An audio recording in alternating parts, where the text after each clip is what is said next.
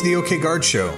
I'm Staff Sergeant Brian Schroeder, and today we are coming to you via video teleconference in an effort to do our part in reducing the spread of COVID-19 by practicing our social distancing. We still want to bring you informative and entertaining content about the Oklahoma National Guard, but in a way that protects ourselves as well as our guests from the spread of this global pandemic. Today, we bring you the final episode in our three-part series on how to make sure you, your family, and your social distancing partners can maintain a healthy mindset while we are all collectively trying to survive in the time of COVID-19. For our third episode, titled Endurance and Perseverance, we sit down with Oklahoma National Guard behavioral health specialist Patricia Mathes-Kerr, who has some great tips on how to endure and persevere through the end of the COVID-19 outbreak and into the new and changing world in which we currently find ourselves.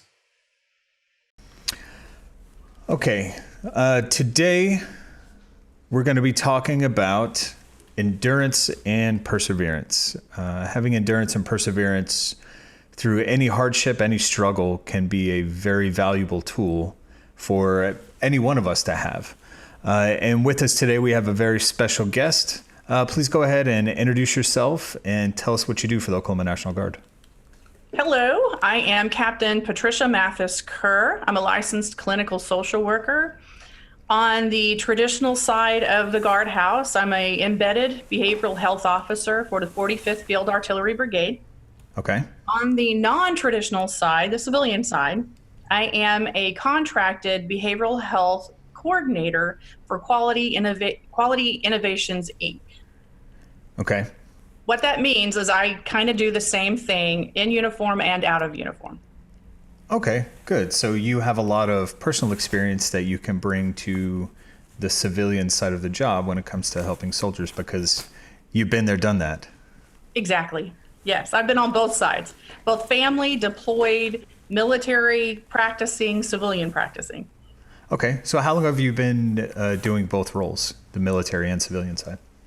Well, so for the military role, I have been doing this for over 6 years. Okay. For the civilian side, I started working with the National Guard 2 years ago, just about. Now, Very I was nice. doing it before that, but not for the military, it was civilian side. Okay. Okay, good. So you've got quite a bit of experience under your belt in handling resiliency and helping people through hardship, especially people in the military. So that's good. Oh yeah, I've been in, this is my 20th year. Wish me luck on getting a good year with this COVID thing going on.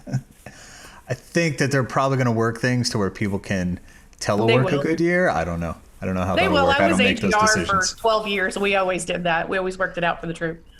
Good. Well, congratulations on making it that far. I'm sure you have a lot to speak on when it comes to endurance and persevering, not just through the COVID-19 experience that we're all experiencing, but also military life and just kind of life in general.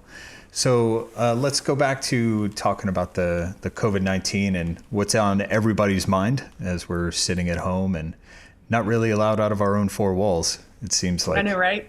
I have the old wallpaper on mine behind me. Yes. It's looking great. So since the outbreak of COVID-19 in the U.S., many people have had to change their personal habits, daily routines, work schedules, and in some cases, places of work because of an unexpected necessity. We all face hardships that are individualized, but a lot of those hardships are shared, kind of like we're experiencing now, where we're all in this together. We're all in the same boat. So explain the difference between endurance and perseverance, and how can these traits help us get through this unexpected time of inevitable change to our daily lives?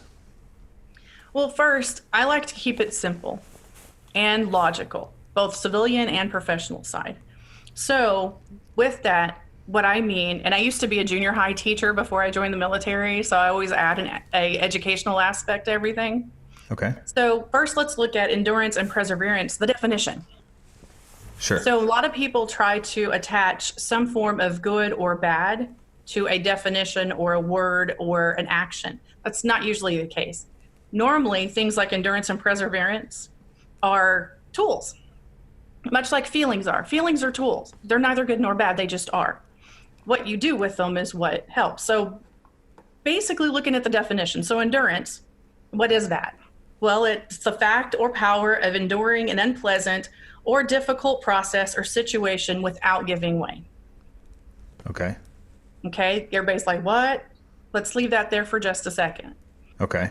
We'll talk more about it as we go with the further questions. On perseverance, the definition: persistence in doing something despite difficulty or delay in achieving success. So endurance can be utilized both for good and for bad. So what we call that is constructive and destructive. Same thing with perseverance. It can be constructive or destructive. It depends on how you use it. In this day and age, we would like to look at it at strengths-based, which is using it for constructive purposes. So as we talk on looking at new habits and looking at how can you apply these with aspects of your current restricted life? Well, most people watching this will be military. There will be some civilian. So I have two analogies with that. So think about basic training. Almost all of us have been there. The officers that come off the street have some semblance of it with an officer basic course and whatnot. Mm-hmm. So we go into basic training. We're scared to death. We don't know what we're getting into. We've signed the contract for whatever reason, great bonus, or we're patriotic, or in my case, I needed a part-time job. And you go in and you're kind of like excited, but scared at the same time. So we kind of did that with COVID-19. It was scary, but we were kind of excited to be able to get back to home for a minute and be able to, reconnect and look at a kind of a new way of doing work. Right. But then you get on the bus or the plane with these other people that are going to basic with you. And then it starts hitting with the reality.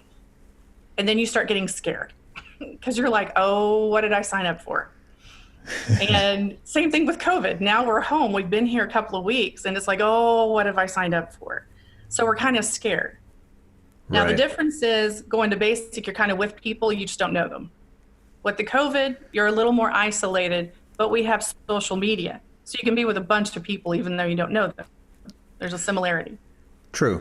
Very true. And you get to basic and it's really scary because now you're getting yelled at and you're being told everything you do is wrong and you're being torn down because you're having to restructure. COVID is doing that with a lot of us. We're having to look at ourselves and restructure. Now you go through it. It really is awful the whole time. You write home, I can't wait to be done with this. This is painful. I don't like it. And then you graduate. And then you go home. And now 20 years later, we laugh at this experience. And we're like, a lot of people didn't make it along the way, did they? A lot of people left for whatever reason or just didn't make it. And we talk about those guys and gals and those soldiers. But we talk fondly of basic, even though it was one of the worst experiences ever. Well, I contend that COVID-19 experience will be similar. And there's a little more detriment to the COVID, be it, kind of a death issue that lingers based on media. But with basic training, you had people that didn't make it either. Now, they didn't all die. Some did, some didn't, based on whatever the case may be. Right. But nonetheless, you do look back on it with more of a constructive mindset than a destructive when it's over with. I think we'll be able to do the same thing with COVID-19. We endured, we persevered. So you endured through that entire period of time and you're persevered through it with all of the harshness and all the pain. Sure. No, and I like that analogy because basic training is a shared experience as well. Much like the COVID-19, you're in the trenches with all of your battle buddies, and you're all trying to get to that last day, that graduation day, that you can see at the end, and you can count down the days. The difference being, we don't have an exact date. We really don't know how much longer we're going to have to social distance or telework, and that can lead to a lot of anxiety with some people and just fear of the unknown. So what methods or tools do you have or recommend that people can use to focus on that end that's still real hazy and we still can't quite see the end yet? So the second analogy I referred to earlier was part of basic training, and that was running your 2-mile run or running your morning run. And this can Okay. apply to civilian personnel who are watching this that have never been in basic training or haven't had that experience. So a lot of people run, or they do some form of aerobic activity or competitive activity. So the run. Well, we all know that you have a certain time frame to run that 2-mile run in. Right. But at the same token, while you have a time frame, there is a non-time limit to that because you don't know if you're going to make it in your time frame necessarily. True. So there is an open-ended time to that. Same thing like with marathons and with any competitive running. So COVID being like a long distance run, working in the endurance and working in the perseverance, running requires both, right? Right. Well, when you work that in, how do runners do it? Well, you set short goals. Goals being the operative word. So you'll have a short goal. I need to make it to that pole. And so you'll make it to that pole. And then you can do a next short goal. All those small goals, the short goals, lead up to the big end. And Okay. those can actually help you and empower you to come out strong at the end. Okay. So give us an example of what setting a small goal in social distancing or teleworking might look like. Okay, so the basics of a goal is it's called SMART, not to be confused with intelligent. So SMART is an acronym, SMART, and it means simple, measurable, attainable, realistic, and time-oriented. SMART. Okay. So keep it simple. Here's a good example. I myself am having to readjust my diet and exercise plan based on a newly found medical diagnosis that may be pending. So we're in the early stages of a pre, so we're trying to preventively handle that before it becomes an actual issue. Okay. Small goal. I am a huge chocolate fan. Okay. And I can eat sugar all day long. That's my problem. By now, you've probably guessed what the issue is. So what I've had to do is make small goals. And I'm using an app to help me out with this too, to hold me accountable. Okay. But my one small goal, I've replaced one of my snacks for the day with a piece of fruit. Okay. I'm starting small. I can measure it because I can eat it and I can track that I have had one fruit for the day. Right. It's simple. It's just a fruit. It's attainable because it's easy for me to do. It's something I can realistically do, and time oriented. I tell myself before the day is over, I'll have a piece of fruit. Okay. So I keep all the elements of the SMART goal in line with that piece of fruit. Each person's going to have a different goal based on their environment, what's going on. That's just an example of how to keep one to lead up. So over time, I will adjust from one piece of fruit to lessening my sugar intake and increasing healthier foods for that. Well, and it is interesting when you look at it from that perspective, because you put yourself in charge of attaining your goal. Mm-hmm. You set very realistic, the R in SMART, goals that you can attain and that are achievable based on what you set for yourself. So that's good. So in a way that can lead to new habits, correct? You set those goals, and then for the example that you gave, you're looking to reduce the amount of chocolate and replace that with fruit, with a different sweet. And then that in turn can become a daily habit, where at first it may be just kind of you're trudging through this process that you don't really want to do, but then after a while, it becomes part of your personal lifestyle. So is that where you say endurance and perseverance can become a good thing? It's not necessarily negative? Absolutely. So in this case, we've used endurance and perseverance. Mind you, they're just tools in a constructive manner. So it's like a hammer. If you take a hammer's just a tool, right? Right. Take a hammer and you hammer nails into boards and put them together constructively, you've got a house. Yeah. I mean, with a few bent nails, but yeah. If you take the hammer and you start busting up important items like vases and whatnot, that's taking the tool and using it destructively. Okay. So in this case, we're going to utilize the tool constructively. So how would I know if I'm approaching something constructively or destructively? If I'm wielding the hammer and I'm about to come down, how do I know that what I'm coming down on is something that needs to be hammered versus something that is just going to get destroyed? That's going to be where analysis and reality testing is going to come into play. So first thing is, when you're using the tool, take a look around you. You will always have feedback. You will always have a grounding opportunity. That doesn't mean you take it, but it's there. Okay. So say I have my hammer and I'm about to knock out something. Am I hitting the nail or am I hitting a vase? Well, I have to stop and look at what I'm hitting first, right? True. If I'm looking at the vase, that's probably where I'm going to wield my hammer. If I'm looking at the nail, that's probably where I'm going to wield the hammer. So it's where you're looking at the time. That Okay. could mean whether you're in crisis mode or whether you've calmed down and you're actually reality testing, meaning you're kind of looking at things for what they are, not for what you're making up in your mind. And where you look is where you're going to wield the hammer. So I like this hammer and vase analogy. Let's keep with it. Tools are So good. yeah, they literally are tools that we can use. So what can I do to make sure that what I'm hitting is, and this kind of touches on what we just talked about, but how can I make sure that I'm not creating something that is actually more destructive or creating an unnecessary hardship that I don't have to put myself through, that I don't have to pull out my hammer and nail? You know, maybe it's a nail that's already been put in, or it's a nail that doesn't even need to go. How do I know when my hammer needs to be used? So on a big scale, if you have your goals, you're looking at those. When it comes down to wielding the hammer, you're going to look at your goal. What is your goal? Look at your surroundings. Is that where it's supposed to be? I.e. the nail, is that the nail I'm supposed to hit?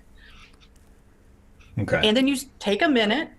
A lot of people are impatient these days. So taking that second and giving yourself permission to take a moment is okay.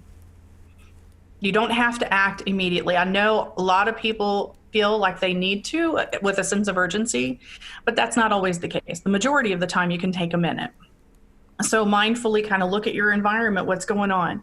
Use statistics and observations only. So I'm not going to give a diagnosis. I'm not going to give an assumption. I'm just going to write down, I'm going to mentally write down or physically write down what's going on.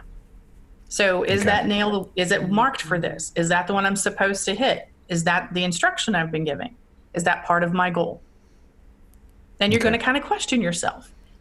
And then you'll get an answer, yes or no. Okay, if it's not, then, I probably shouldn't hit that hammer. Or, yeah, that is part of my goal. It meets all of these criteria. Sure, I can hit that hammer or that nail with a hammer. So let's try small goals. I'm having difficulty, and a lot of peers that I've spoken to are also having difficulty keeping their parents on this social distancing, and it seems to be like pulling teeth, and I'm glad to know that it's not just me. So what are some goals that they can set for themselves that can be attainable, the SMART goals, but that also feel like they are not having to trudge through this horrible obstacle and horrible hardship? How can they approach that in not necessarily in a fun way, but maybe an optimistic way for social distancing? Do you say, okay, well, today I'm only going to see 2 people? Yeah. It's a goal and it's an attainable goal, but it's not a realistic goal because we're not supposed to be going to see anybody at this time, right? Exactly. To prevent the spread of the coronavirus, which if you go visit them and all of a sudden they get sick or they are sick or you're sick, was it really worth going to meet that person? Probably not. So what goals can you have? Do you set goals that keep you inside? Like, man, I got this closet that I've been wanting to clean out for ages and now I have the time. Or is it, okay, when I go to the grocery store, I'm going to buy enough food that will last me X number of days so I don't have to go back every day or every other day? So the answer to that is yes. Okay. So We're done. You're not alone with worrying about your parents. First off, you have to remember they're your parents. They've done a lot more than we have. We have to give them credit for that. We may think we know best, but we don't always know best. True. Two, with like, my mom doesn't know I'm going to talk about her, but I'm going to talk about her. So, Yeah, so my mom didn't know either. Sorry, Mom. My mom's in that age group too. And so we do discuss, because she just experienced a huge loss in her life and she's figuring out how to get it back out and reconnect. About the time she started reconnecting, COVID-19 hit. So it puts quite the damper on moving forward with reconnection. So she and I actually talked about it.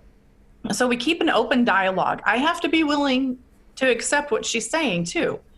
So, and a good example was shopping, going to Walmart and whatnot. Believe it or not, that is a great outing for all older folks who want to get out and connect, but don't want to necessarily sit at a coffee house all day.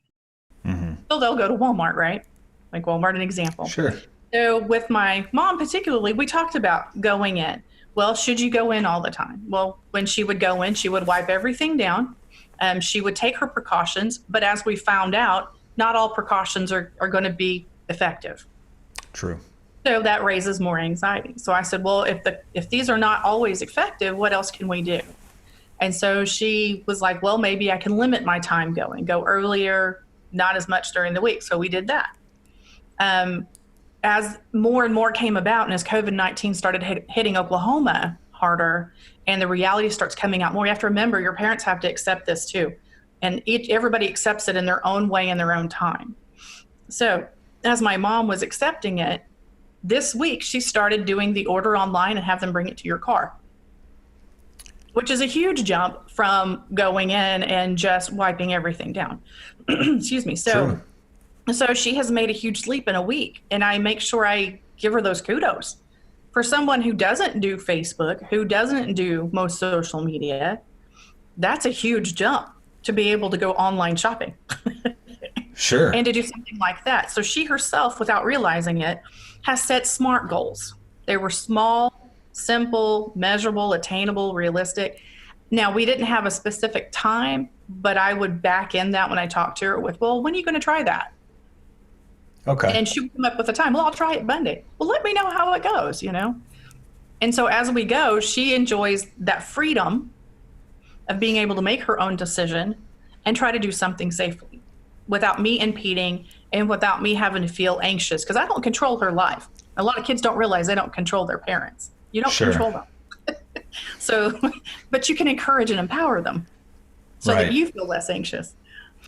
Well, like you were saying before, goals that you set are very individualistic, and they can be. But when we're all commiserating and we're all kicking our feet in the same pool of sadness and sorrow, if you want to look at it that way, of having to stay at home, maybe it's good to know what other people's goals are, so that by encouraging, we are also helping to endure.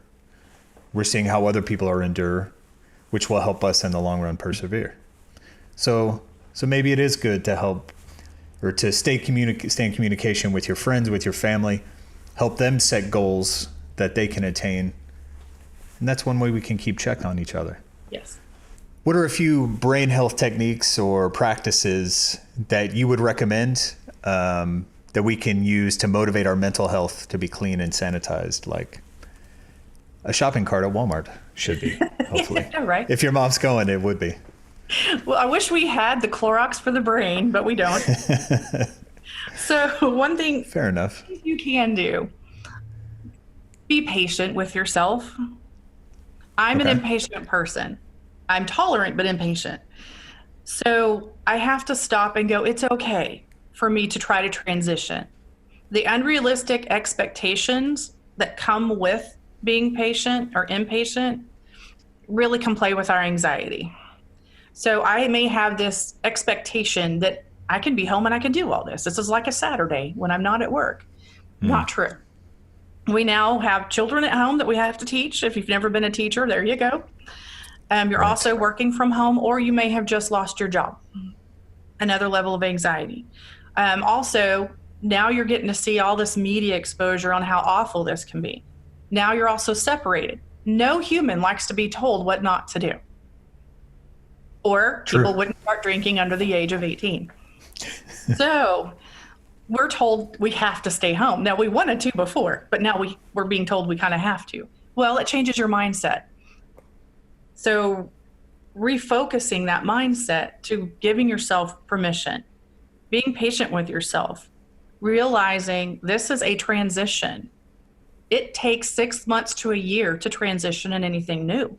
I really hope we're not in this that long, but know that if we do come out, say May, June timeframe, we're still within a transition period. So it takes a good 6 months, and you have to give yourself time for that. So mindfully, that's also a tool, using mindfulness, which just means taking a moment and being aware of yourself, taking a quiet moment, letting thoughts float by like a cloud in the sky, just so you can sit there and just let them go and not have to feel anything for a moment. Okay. Activity. Definitely do stuff. You're not stuck inside your living room. Get outside. It's okay. You have to have oxygen for your brain to work. If you don't have oxygen, you will start getting what people typically know as ADHD symptomology. So no oxygen, you start getting anxious, you get restless, you can't think as well, you don't make the best decisions that you normally would make. That's the lack of oxygen getting to your brain. You have to work out to get that to go through your blood, which goes through your brain. And so also, if you're a parent with a child who has those symptoms, exercise helps. 15 to 20 minutes of work. Let them run, circles in the living room. Let them go outside, jumping jacks. Give them a moment to be active. Right. And then come back to it. But it helps the thinking and it helps the behavior set too. Okay.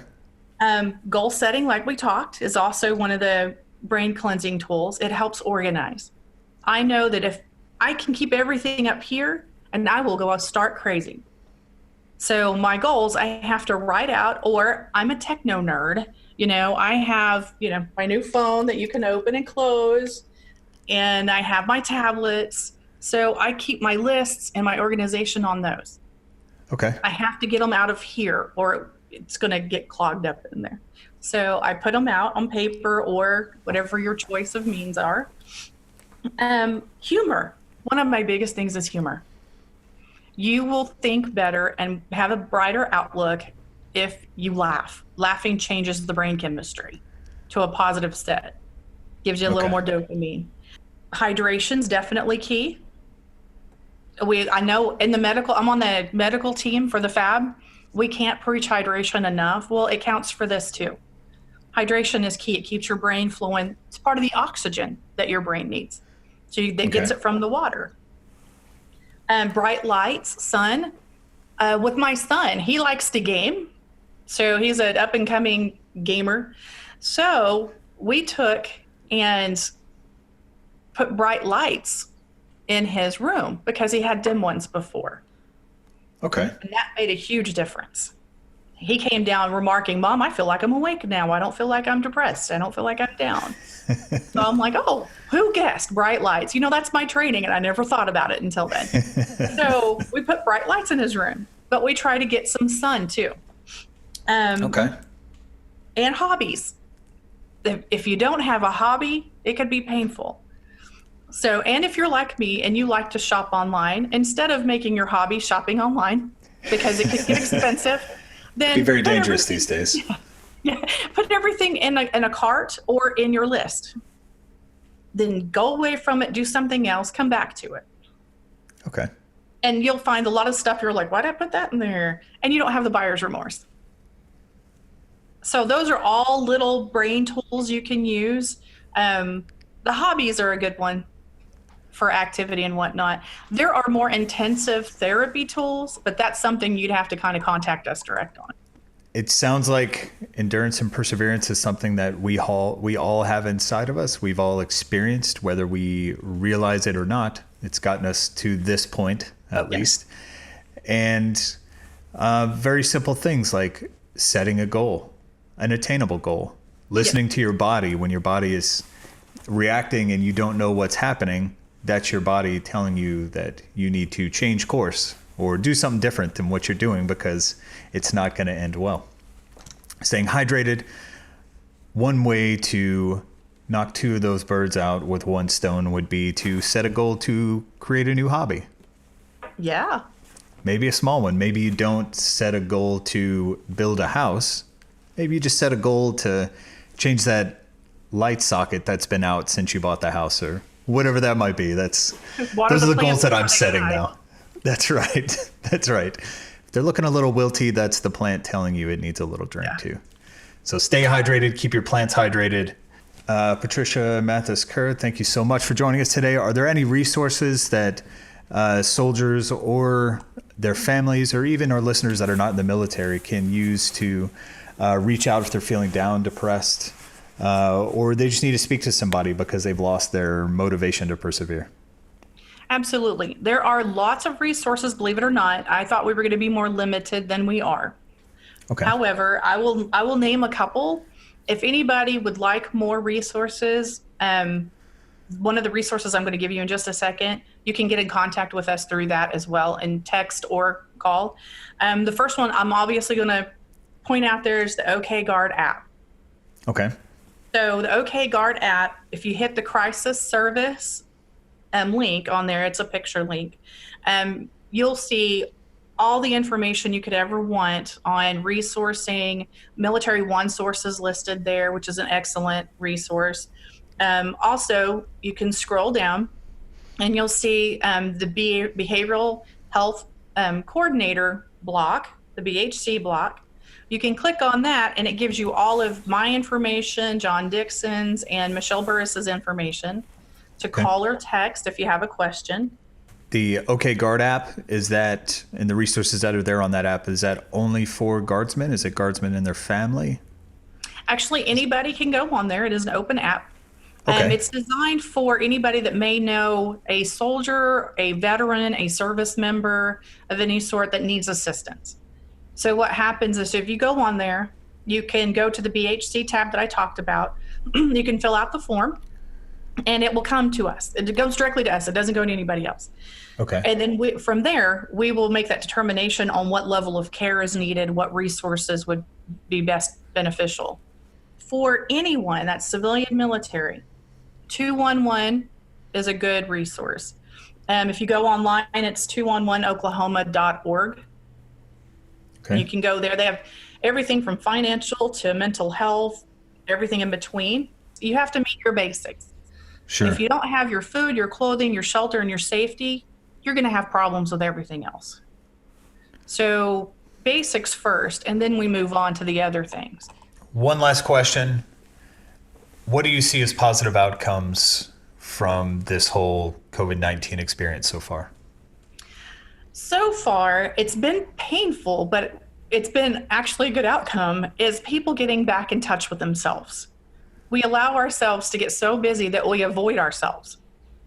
So being able to sit down and accept yourself for who you are, you're not going to like every bit of who you are, but that's okay. Do we ever really like everyone we know? No. So you're not going to like everything about yourself, but that's okay. So people getting to sit down and get quiet for a minute, learn how to manage anxiety, learn to like themselves, learn to say, oh, well, I don't like this part, like me. You know, I've got that part where I'm adjusting my diet and workout. I don't like that part of myself, so I'm going to work with it to see how I can get to develop it to where I like it. So, and where I don't have to worry about, you know, things that may come down range. So that's one of the biggest good things I'm seeing come from this. And the fact that in the lack of community, in the self-isolation, which is a bad word for my field of experience, but in this isolation, we're finding more community. So it sounds ironic. We're not face-to-face physically, but we were finding ways to reconnect other ways, resiliently, so that we do have that community and we can reconnect. I'm seeing that really increase and improve. Now, people are having to ask how. That's okay. Ask how all day long. There's no harm in asking. Right. But I'm seeing that as one of the greatest outcomes is that we're actually seeing a reconnection. We're seeing an education in community. So from a macro standpoint, it's daunting, but I'm seeing improvement already. Change is necessary sometimes, and you don't know what's going to come of it. And these are some good things that are coming of it. So, yeah, I agree And it's with okay you. not to know. It's okay to be scared. That is true. All right. Well, thank you so much, Patricia. We appreciate you joining us today. Is there anything else you'd like to add? Well, I appreciate you bringing me on today for this time and the interaction we've had. This has actually been a lot of fun. Of course. Yeah. Yeah, it is. Just like everybody else, we got to figure out how to do our jobs in a completely different way. So thank you so much.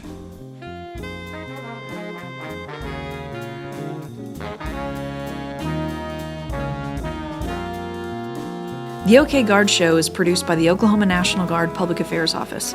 Any mention of products or brands does not imply endorsement. All guests on the show are volunteers in an effort to inform and educate members of the Oklahoma National Guard, their families, retirees, potential recruits, and the community.